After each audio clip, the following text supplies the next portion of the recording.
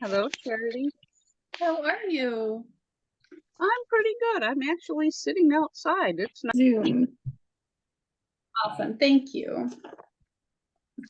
All right. So I have missed 2 weeks, which I miss seeing you, but I've been busy. Yeah. And someone David needs did a to great tell me. job 2 weeks ago. Oh, wonderful.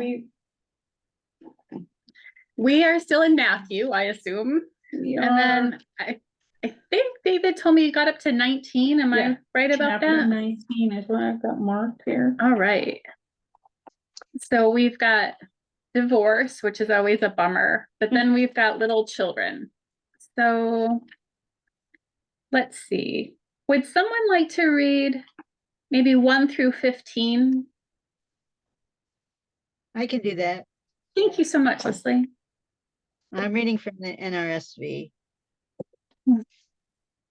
When Jesus had finished saying these things, he left Galilee and went to the region of Judea beyond the Jordan. Large crowds followed him, and he cured them there. Some Pharisees came to him, and to test him, they asked, "Is it lawful for a man to divorce his wife for any cause?" He answered, "Have you not read that the one who made them at the beginning made them male and female, and said, 'For this reason a man shall leave his mother and father and be joined to his wife, and the two shall become one flesh?' So they are no longer two, but one flesh. Therefore, what God has joined together, let no one separate." They said to him, "Why then did Moses command us to give a certificate of dismissal and to divorce her?" He said to them, "It was because you were so hard-hearted that Moses allowed you to divorce your wives. But from the beginning, it was not so. And I say to you, whoever divorces his wife, except for unchastity, and marries another, commits adultery." His disciples said to him, "If such is the case of a man with his wife, it is better not to marry." But he said to them, "Not everyone can accept this teaching, but only those to whom it is given. For there are eunuchs who have been so from birth, and there are eunuchs who have been made eunuchs by others, and there are eunuchs who have made themselves eunuchs for the sake of the kingdom of God, the kingdom of heaven. Let everyone accept this who can." Then little children were being brought to him in order that he might lay his hands on them and pray. The disciples spoke sternly to those who brought them. And Jesus said, "Let the little children come to me, and do not stop them, for it is such as these that the kingdom of heaven belongs." And he laid his hands on them and went on his way. Thank you, Leslie. That first part is always hard because there's a lot of us who are divorced. And that always hits hard. And it's nice to pair it with this beautiful, accepting version of children. But who has thoughts that they'd like to share? I looked into this, the whole situation with what was going on with the Pharisees and Jesus. I did a little study into that. And what the Pharisees are trying to do here is trying to get Jesus involved in a controversy. It's a rabbinic controversy between two schools of thought. One was the school of Hillel, Hillel, and the other was a rabbi by the name of Shammai, Shammai. So these two schools had different thoughts in terms of divorce and in terms of a lot of different controversies coming out of interpreting the law. And generally, the House of Hillel, they would say loosens, and the House of Shammai binds. And so the House of Hillel is kind of the liberal, and the House of Shammai was kind of the conservative. And in many cases, Jesus came down with the House of Hillel on the issues. But this particular one of divorce is something a little bit different. Hillel being kind of the liberal, he basically took the viewpoint that a lot of the people did, a lot of the men did. You can even see this attitude in the disciples when they express consternation at what he says, that this is the only reason we can get divorced. That's not, what's the, well, better not to get married. But so the concept of Hillel was that in fact, if you look into the history of it, Hillel would argue that divorce was permissible, referring back to the Old Testament and in Deuteronomy, where he talks about you can divorce a woman for uncleanness. And Hillel would interpret this uncleanness to be virtually anything. It could be if she burned your dinner. It could be if she wasn't pretty enough. There's for any reason you could divorce a woman. And now, according to the Old Testament, what Jesus is pointing to here, you have to at least give her a writ of divorce, because without that, she was totally without recourse or economic means, whatever. If a woman was divorced and you just said, she was just entirely on her own, at least with this writ of divorce, that means she was free. And that meant, but still there was the accusation that she had she had been unclean or performed an act of uncleanness. So what Jesus is really addressing here is the idea that this law about divorce had been weaponized in a way so that men could free themselves of their wives of their youth and then pursue someone else but it's kind of like the contemporary saying, trade 1 40-year-old for 2 20s, so that's but anyway, the trophy wife or whatever. But anyway, but Jesus firmly comes down in this situation to protect women, to say that women need protection in this society. They're very much dependent on their husbands and their husbands' families. And so when they're divorced, then they're out on their own. So Jesus is protecting these women at this point. He's trying to make it clear that this kind of social injustice, he didn't accept it at all. I'm not sure we can take this as a once for all statement on divorce as a whole, so much as his dealing with a contemporary injustice and how he was trying to clearly come down on the side of the oppressed, the socially lower. And so I don't know if that helps, but that's kind of the context of what's going on here. But it's also interesting to me that this is all from a male perspective. Yeah. This says nothing about women who catch their husband in unclean acts, or women who are physically abused, or any of the reasons that might promote, that might start a divorce. It still speaks highly to the place, such as it was, of women in that culture. Mhm. Yes, there was an unofficial way that these situations could be handled from the other side. In certain cases, if a woman was being abused or not taken care of, unofficially, she could go to the rabbi, and the rabbi could bring the husband in and have a serious talk with him. And sometimes the talk would be backed up by punishment. Sometimes it could be economic, sometimes it could even be physical punishment, where they would rough him up a little bit. And they could force the man in that situation, if he was being unkind and unjust, to divorce her. Now this, like you say, officially and on the outside, this was all balanced in favor of the man. And it was a difficult process to go through. It was possible, but it was very difficult to do. Yeah. So I was curious. That's one little passage here on chapter 12, where it says some are incapable of marriage because they are born so. Mhm. Does that to me, that's all equating it to sex. They're born to be, well, what does that mean? They become eunuchs, or they Well, that there's something where they're unable to have sexual sex, activity. yeah. That there's Yeah. So, some but kind of again, is that congenital difference. equating, I mean, in the biblical times, was the whole purpose of marriage the sexual I think, procreation of the children? yeah, I think the purpose of marriage was Mhm. children. So any commitment of love between people I think was, that's a much more modern. David can jump in on me if I'm wrong, or anyone else, but I'm fairly sure that the idea of having a partner and someone that you love and that you're going to walk through life as equals in love is a much more modern concept. That Mhm. this was more, we need to continue family lines, we need to have property distributed in a very sort of predictable and stable way. In a patriarchal way. In a patriarchal way. That's why birth order was super important, and you could have multiple wives.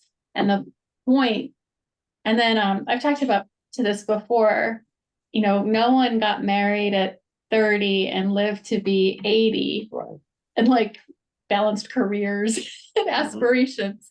People were married young, they were going to live in their hometown more or less, and the lifespan wasn't Mhm. the way it is now. But David, looks like you have something to say. Please jump in on this. You're much more studied than I I am. think you're absolutely right. I think that there were love matches, but most marriages were arranged, and love might be part of it, but wasn't an essential part of marriage. It was both mostly to maintain family lines, OI family sometimes, largely for financial and security benefits. And so yeah, I think you're absolutely right. I think it's interesting too to look at the word that they use for eunuch is a Greek word called eunuchos. And while it has a variety of meanings, this can be used to refer to certain officials in king's courts. They were like a bedkeeper or a bed guard or superintendent of the bedchamber in certain situations. They were the keeper of the harem, and sometimes that's the eunuchs that they were talking about that were made so. They were castrated, and that way they could guard the harems, and there couldn't be any possibility of any hanky-panky going on there. And then it talks about people who choose to be eunuchs, and those are the people that, for the purpose of donating, consecrating their whole lives to God, they choose not to marry. But then there's the other kind of eunuchs, the ones that are, were born that way. Some people, there are genetic abnormalities, and some people are born unable to have children, but Jesus is bringing them into the equation too. And this is a wide ranging word. Some people even use this sometimes to refer to transgender people, things like that, that these people were also part of the king. Jesus is welcoming them, giving them a part in the kingdom of God too. If you look into the Talmud, which is a commentary on the law, in the Talmud, they recognize 8 genders. wow. And I'm not going to go through all of them, but they recognized, even at that time, at the time of Jesus, that some people were born a certain way. Some people were born, that had just the inability to have children. Some people are born and they seem to be women, and then as they get older, they develop male characteristics, intersex. And this is a recognition at this time that it was far more than just a binary understanding of sex, a gender, and David, things like that.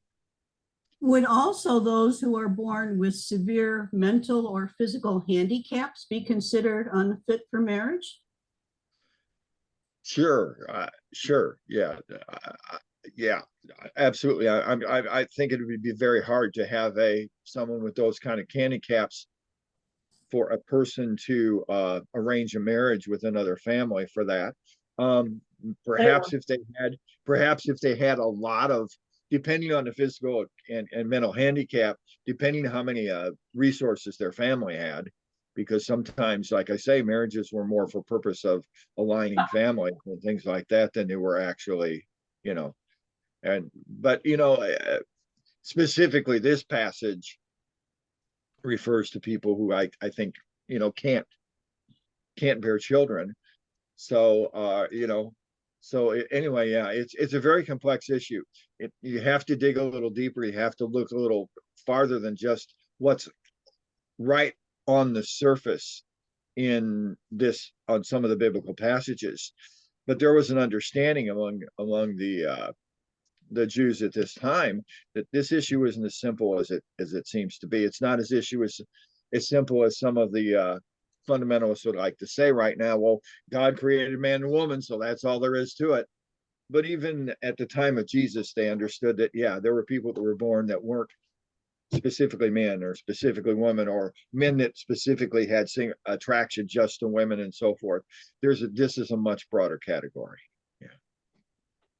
Yeah. Thank you so much for looking into all of that. I love it when we are able to take these things and put them into some context. So I think sometimes you read that and it's like, if it feels convicting, you're like, and then you just don't want to look at it. But when we can unpack it and look at it in context, I think there's just so much more to get out of it.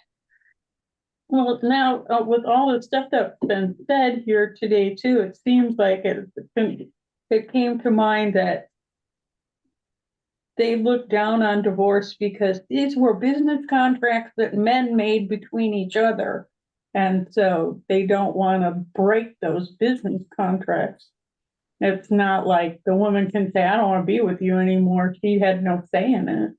Yeah, I mean, probably not I will say, like, if you look back a couple generations, my dad watches these, so he's going to start laughing. But if you look back where I'm from, small towns, divorce wasn't really an option. And there was not a lot of like awareness about domestic violence or anything like that. But you would have a family and you'd have brothers and uncles and cousins. And if things weren't going well, someone would knock on their door. Yeah. And there was a lot of unofficial ways to keep everybody in the community safe, I will say. And I would not at all be surprised if in ancient Hebrews, if a woman wasn't being treated well, her brothers and uncles and cousins wouldn't have had something to say about that. And not ideal, but also not as completely without repercussions as you might think, just reading the law would be my guess. But I'm sorry, David. I think you're absolutely right, but it was still very much balanced in the favor of the males, and especially the Hillel understanding of divorce, that pretty much was all up to the male. They could seek the divorce, and they could do it for basically any reason they wanted to.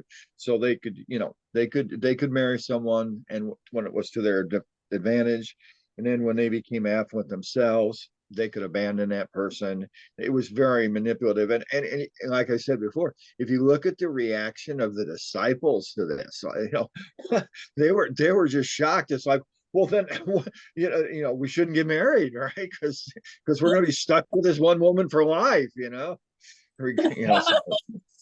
Like, you really mean that part, right? To think about this. Yeah, that's really funny. Well, I always just wondered too about the apostles, though, because supposedly they were married, a lot of them were, and what happened to their wives? Were their wives traveling with them as well, or did they just leave them back in Nazareth and Jerusalem? Yeah. Goodbye, I'll be seeing you whenever. It would be fascinating to know. Do we want to leave divorce and all of its context and just talk for a minute about the little children? Because given maybe it's just because of what my role here has been, but I love this because children, the idea that you're going to greet children and treat them as equals and welcome them into all situations is something that's incredibly modern, in my opinion, in terms of child rearing and the way we treat children. Even in, if you read Dickens, in England, there was no concept of a childhood. There was no concept children should be welcomed or cared for. They were just burdens, and maybe they fit down a chimney conveniently. Seen and never heard. Right? And this is just to me, this has always just been shocking Mhm. that he would say, we can learn things from children and they should be welcomed. Because I learned, I mean, personally, this hits me because I learned so much the way that they can see through all of the complications to what's really fair or what's really kind. I think I've given a couple sermons here. I don't know if you caught them, but there was one where we saw a homeless person. My kids were just old enough to start like trying to understand what that was. We lived in inner city San Diego, so this was several times every day. Mhm. And Hope's like, what's wrong with the man? And I'm like, well, nothing's wrong. He just doesn't have a house to live in. She's like, call Josh. Because we had rented Josh's second home in Big Bear. Oh, I'm like, why are we calling Josh? And she's like, well, he has 2 homes and that man has no homes. So he can take Josh's other home. Yeah. If you have 2 cloaks, give one away. I mean, kids see through the nonsense. Of course, Josh's mom's not giving her rental property in Big Bear away. It's ridiculous. But I just feel like kids see so clearly what's fair. And the more time I spend with them, I don't know, I learn a lot. So that's my little spiel. But does anyone else have thoughts? well, I feel like the happiest, most well-adjusted adults are those that have been able to maintain some semblance of that childlike sense of wonder and awe and curiosity and trust, all those kinds of things. I think a lot of adults spend their adult life in therapy trying to undo all the damage that took them away from that kind of an Mhm. ideal way to be a human, curious, fair, all those kinds of things Become cynical. that are kind of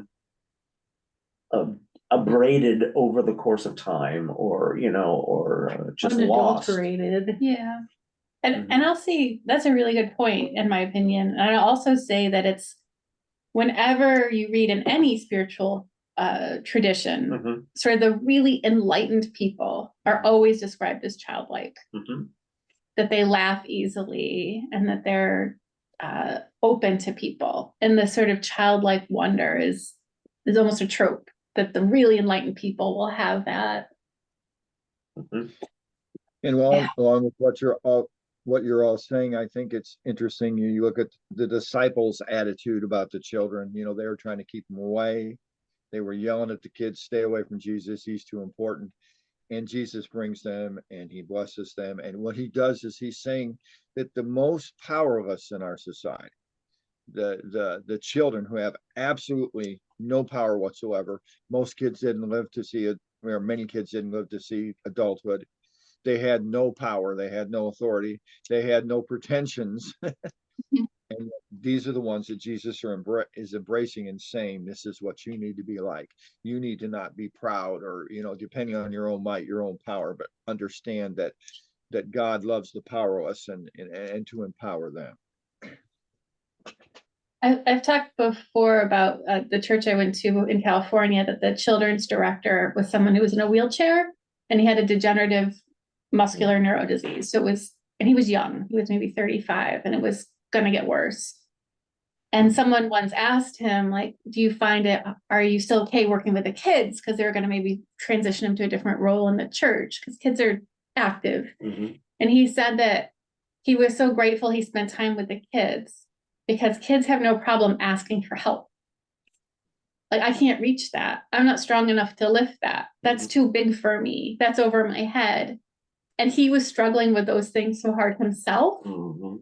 I can no longer reach that. I can no longer lift that. And he said, being around the kids, they do it without shame because they just know that they're little and they're weak and they'll ask for help. And if he needed help, they were just like, yep, of course you do. Of course you can't reach that. But I know someone who can.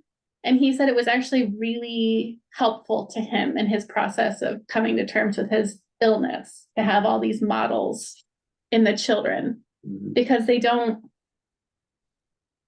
just know that they're small. Mhm.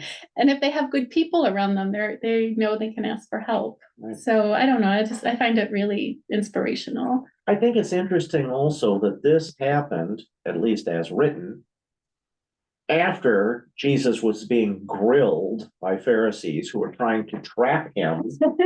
And this happened frequently in his public ministry once he was speaking to crowds. So here's these Pharisees that are trying to trap Jesus. And these little kids, this image of these little kids all clamoring to just come and sit on his lap and to be acknowledged, you know. They probably, you know, if this was a crowd of followers, these kids probably, you know, kids being kids, if they had to sit there and shut up and not, you know, Yeah. and be quiet and, you Right. know, because someone was speaking. So all of a sudden, you know, it's just, you just have this image of these kids just Clamoring all cutting over. him. loose and just clamoring for a little attention, you know? It's an interesting juxtaposition. Yeah.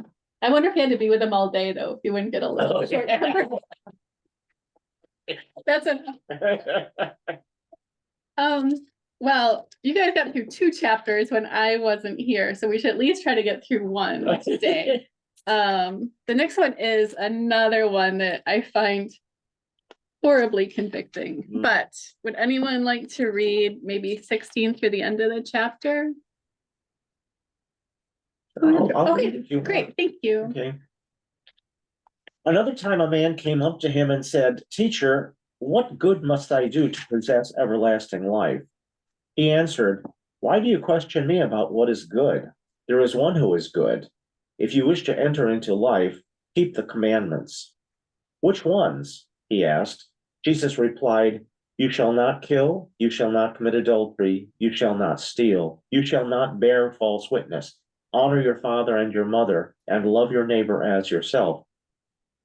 The young man said to him, "I have kept all these. What do I need to do further?" Jesus told him, "If you seek perfection, go, sell your possessions and give to the poor. You will then have treasure in heaven. Afterward, come back and follow me." Hearing these words, the young man went away sad, for his possessions were many. Jesus said to his disciples, "I assure you, only with difficulty will a rich man enter into the kingdom of God. I repeat what I said. It is easier for a camel to pass through a needle's eye than for a rich man to enter the kingdom of God."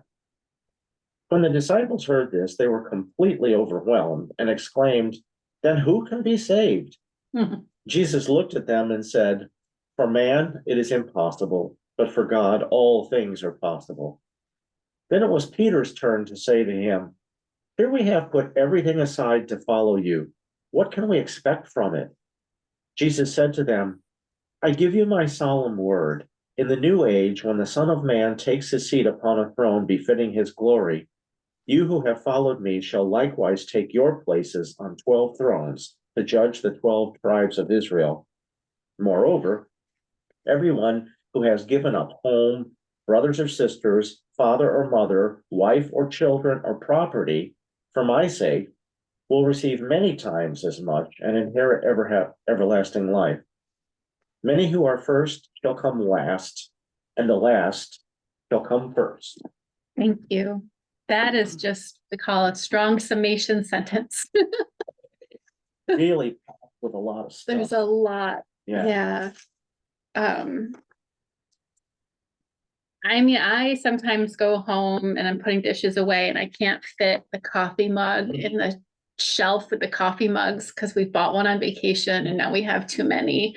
And I just think, oh, my possessions are many. It's so convicting because, yeah, there's very few of us who actually sell everything and give it all away. Mhm. Um, Well, and this whole, he spoke to this issue that Carol brought up a little while ago, you know, anybody who leaves his wife for my sake, or his home, his parents, his kids, whatever, it you know, will be rewarded. So it's one thing to me to be hung up on or even addicted to material goods. right. Or the status that material goods afford. But it's quite another to be told that you can turn your back on responsibilities and vows that you've made, and that's okay. See, that is puzzling to me. I'll hand it over to David. I'll jump in real quick with Okay. something, because sorry, I always bring the same source, but it was so powerful to me, this Richard Rohr Sermon on the Mount. Mhm. So he talked about how some of these statements are meant to just shock you so hard that you start to kind of question everything. That he's taking something that's so well known and well understood, and he wants to just get you to open your mind a little bit. So he'll say things that are just Mhm. earth shattering. So you're like, what? And shake you enough so you have some open room to kind of think. But yeah, in a kinship society, turning your back on your family commitments would be unthinkable. But David, do you have more nuance to that you can add?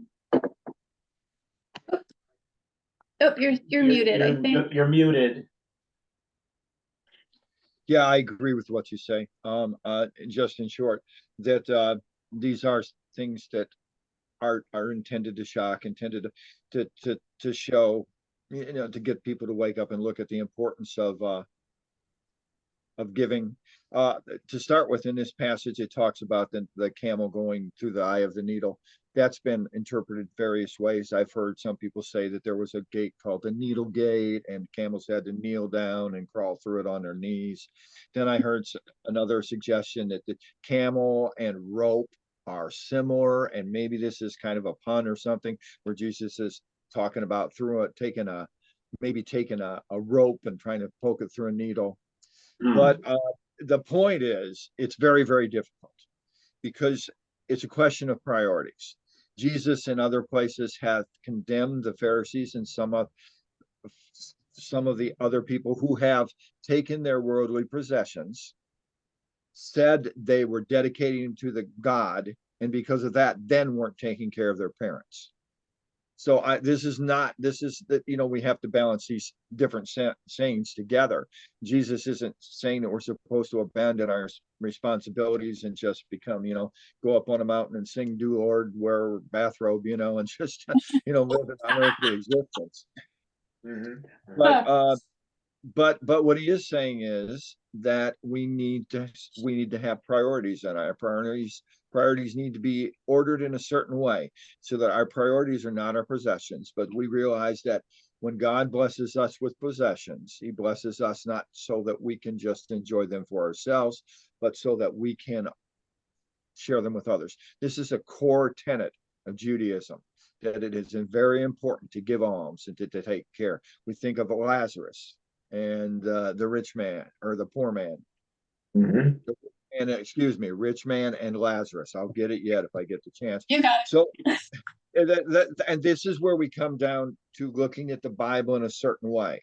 If we look at the Bible as a list of rules, regulations, like an owner's manual that we can just look at and check off all the marks to do what is specifically right, it doesn't work very well, because there are a lot of contradictions when you look at things this way. But if you look at the Bible more as a book of wisdom, where he's given us basic concepts to live by, and something that we have to work out ourselves in our own communities, so that we're best ministering to the members of our own community and our own families, and balancing all these things out. It's not simple answers. It's not a literal approach, but it's something you have to work through and you have to realize. But the point Jesus was just trying to make is we have to have priorities, and our priorities should not be, accumulating for ourselves, but our priorities should be reaching out and helping one another. I just had a thought, so bear with me, because it's maybe a little bit circuitous, but I'll try to be brief. I used to do a lot of yoga, and it was sort of my time to do meditation. I was on my mat. It was a very spiritual thing for me. And I was trying to do some pose and I wasn't quite getting it. And I had a great teacher, and she came over and she's like, "I'm just feeling frustration over here." I'm like, "Well, I can't quite get it. And I feel like I should." And she kind of laughed at me and she's like, "Charity, when you get this pose, I'll give you a harder one. You will never arrive. You're never going to do this. This isn't a thing to accomplish. It's a process of like finding union with your breath and growing and stretching, literally stretching yourself." But like sometimes I need it really in my face to get metaphors. And she's like, "You're never going to arrive. I'll always have something harder for you. And it's just occurring to me a little bit, like, I doubt that this rich man really loved his neighbor as himself. I'm not sure he really kept all those commandments, but he's telling him, I did this. Am I good? And Jesus is saying, there's always another pose. Yeah. Sir, there's always something harder. You don't have it. You're not good. You can't check off like I'm in. You have to keep struggling and growing and stretching. And I've never thought about it this way till I just heard David talking. And I'm just wondering if that's something that other people could relate to. That was a great explanation. That was it. I like that, yeah. You're Yeah. never done, is what he's saying. Yeah. You get this thing, I'll got something else for you to do. And if you can't do that, I'll get you something harder. Well, and Oh, speaking for myself too, you know, having more than I need, much more than I need, it kind of creates a thing in your head where you need to have that stuff, and it makes it harder for you to be open to helping other people. yeah. You know, the stuff becomes more important than anything else. Mhm. And you kind of almost identify yourself with your stuff and Yeah. not who you are in the community. I've got a Citizen Kane. I'll have to do movie references now. Yeah. Spud. Pile of stuff that was keeping him trapped in that house. Yeah. Greg, you had something? Yeah, and then just piggybacking on your comment about the shock value and, you know, Jesus' comments, you know, shocking people out of complacency or Yeah. whatever. I had a really phenomenal teacher my senior year in high school. It was like a US government civics class kind of thing. And one day he led us down this path, slowly ramping it up. He started talking about the United Nations and started saying things. Well, don't you think like this is horrible for the United States to give up so much of its sovereignty? And you know, he was like provoking, he was really trying to provoke thought. Mhm. And then when Admirable he- in high school. Right, and then when he saw that some kids were kind of nodding and agreeing, he finally said, no. He said, no, that's exactly the wrong thing. And then he went on to explain that he really was trying to just provoke us Mm. because there are people who think that way, who publicly speak that way. But then, you know, even though I was only, you know, 17 at the time, I realized how easy it was for these kids, these malleable minds, to follow the words of a charismatic teacher who was really leading them down a false path. But anyway, of all of my school experiences over the years, there are only a few that I remember that really stand out, and that was one of them. Just really challenging and provoking thought. Yeah, and you can't change your mind without it getting a little bit open, right? Right. Go ahead, David, I'm sorry. Just one more brief thought, and that is, you take a look at the response of Peter and the other apostles were right there. Well, what are we going to get out of this? You know? Yeah. And but the thing is, there's a mindset that is very prevalent even today, and that is that our resources are our security, our money, the things we have. That's what protects us. That's where our security, where our trust is, and it's based on an attitude of scarcity, that the resources that are available to us are limited, and we need to save the resources we have to protect to protect ourselves and our families. That it's a zero-sum kind of game, but it's not pie. Like I've said, it's not like pieces of pie.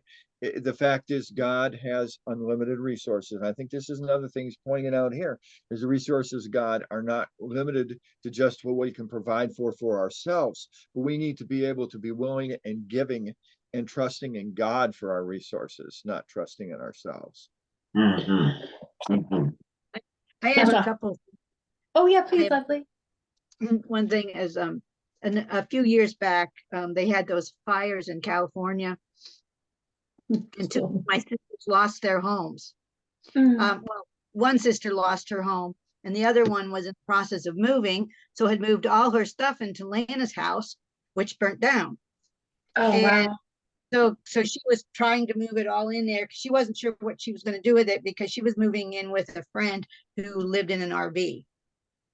And so when you think about going minimalizing and taking all of your stuff and realizing you're going to be in this small space and you can only take exactly what you know you're going to use on a daily basis. And that's it. And that's it. You know, you don't have a closet full, 2 closetfuls of clothes.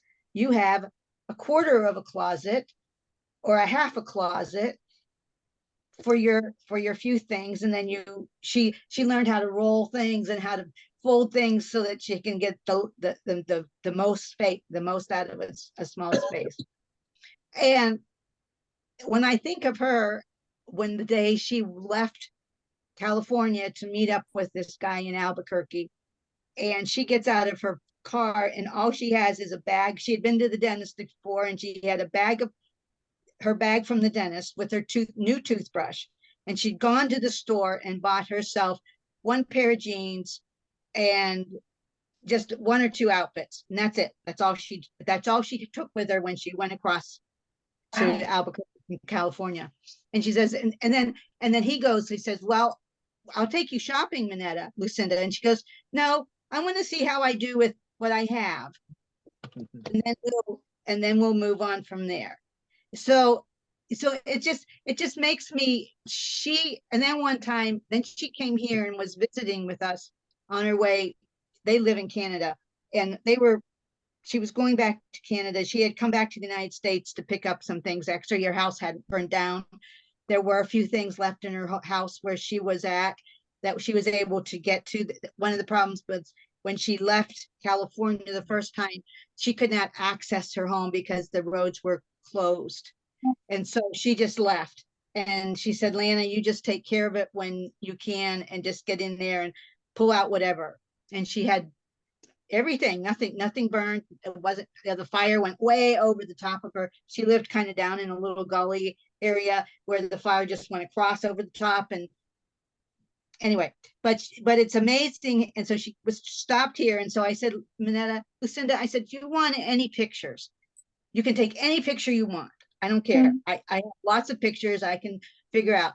And she just looked at me and she said, Leslie, no, I don't want all that stuff.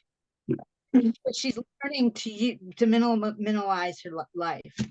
And I just think of her every time I think of having everything that I need. I mean, I look at my house and I said, I just have so much stuff and half of it I don't even use anymore. You know, I just want to go home and clean up my closet. Yeah. I'll make a basement. Does anybody watch like that Maria Kondoleezza or the tiny house one? Does this bring you joy? Does it spark joy? Yeah. But Okay. all right, well, you said, okay, I'm sorry, go ahead.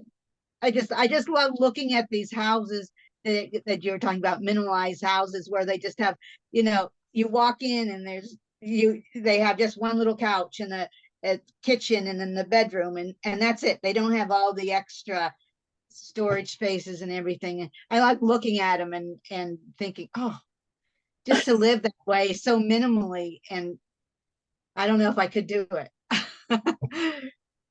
Well, thank you. And I just want to be sensitive of everyone's time. I know some people have things that they have to go get to, but thank you guys so much for being here, and I'll be here next week. Okay. If you guys need anything, We will please be reach out. all- All right. Bye. Thank you for Bye. joining us. Bye-bye. We won't be here next week. We'll be in Michigan. We live on